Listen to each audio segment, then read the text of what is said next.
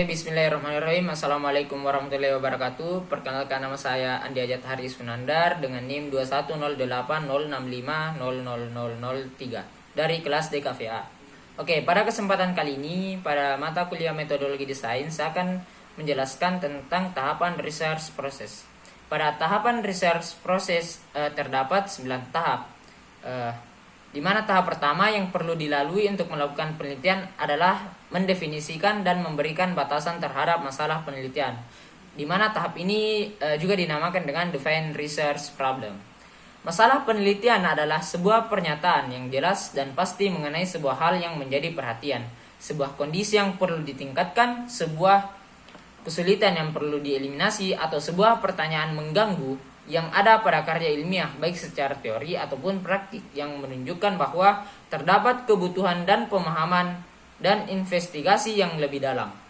Kemudian pada tahap kedua terdapat review the literature, di mana tahap ini merupakan suatu cara untuk mencari artikel-artikel, buku-buku dan sumber-sumber lain seperti tesis disertai proceeding yang relevan pada suatu isu tertentu atau teori riset yang menjadi interest kita.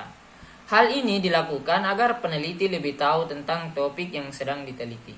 Kemudian, terdapat beberapa langkah pencarian literatur, yaitu yang pertama, mencari literatur yang relevan, yang kedua, memilih sumber yang spesifik, yang ketiga, identifikasi detail artikel, yang keempat, membuat outline atau garis besar literatur, dan yang terakhir menyusun literatur review. Kemudian pada tahap ketiga, formulating hypothesis. Hipotesis atau anggapan dasar adalah jawaban sementara terhadap masalah yang masih bersifat praduga karena masih harus dibuktikan kebenarannya. Pada tahap ini, kita merumuskan secara spesifik jawaban sementara yang masih akan diuji kebenarannya. Peran hipotesis adalah membimbing peneliti dan menyimpannya di jalan yang benar. Kemudian, tahap keempat, developing the research design. Setelah merumuskan masalah penelitian, selanjutnya kita akan diminta untuk menyiapkan desain penelitian. Pengembangan prinsip desain dalam kepentingan praktis di lapangan adalah tujuan utama dari development study. Penelitian dalam development ini didasarkan pada masalah di lapangan dan dalam pelaksanaannya melibatkan partisipan, peneliti, ahli, dan stakeholder lainnya. Fungsi desain penelitian adalah untuk mengumpulkan data yang relevan dengan pengukuran minimum waktu, usaha, dan uang. Kemudian pada tahap kelima, determining sample design. Sampel dapat didefinisikan sebagai kecil dari kelompok. Peneliti harus memutuskan cara memilih sampel yang dikenal dengan sampel desain. Kemudian beberapa jenis sampel. Yang pertama adalah simple atau random sampling, di mana sampel acak sederhana di mana setiap unit penelitian dari populasi mempunyai kesempatan yang sama untuk dipilih sebagai sampel. Kemudian jenis yang kedua, systematic sampling.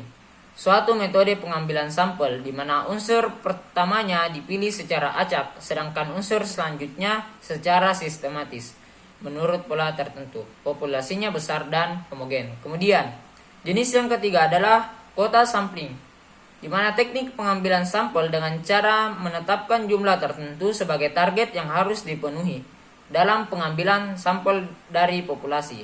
Kemudian dengan patokan jumlah tersebut, peneliti mengambil sampel secara sembarang asal memenuhi persyaratan sebagai sampel dari populasi tersebut.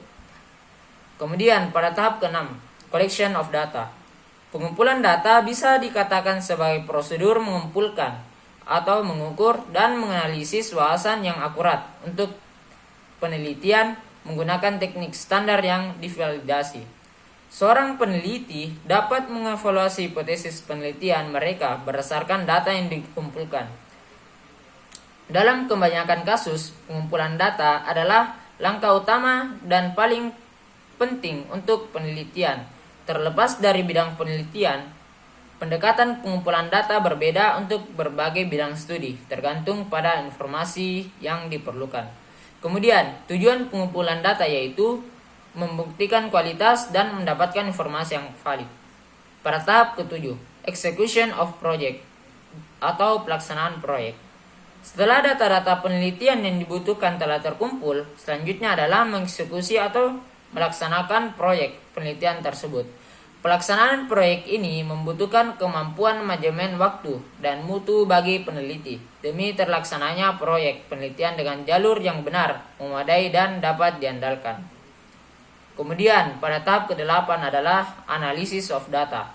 Setelah data dikumpulkan, peneliti memiliki tugas untuk menganalisisnya.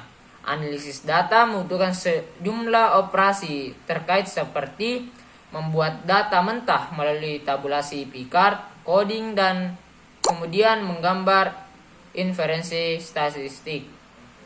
Kemudian, tahap terakhir yaitu generalisasi dan interpretasi.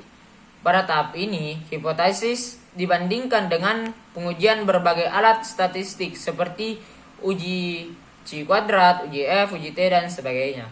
Setiap tes dapat diterapkan tergantung pada sifat dan objek dari hipotesis penelitian. Pengujian akan menghasilkan penerimaan atau penolakan hipotesis. Baik, sekian penjelasan saya mengenai 9 tahapan dalam research problem. Sekian dan terima kasih. Wassalamualaikum warahmatullahi wabarakatuh.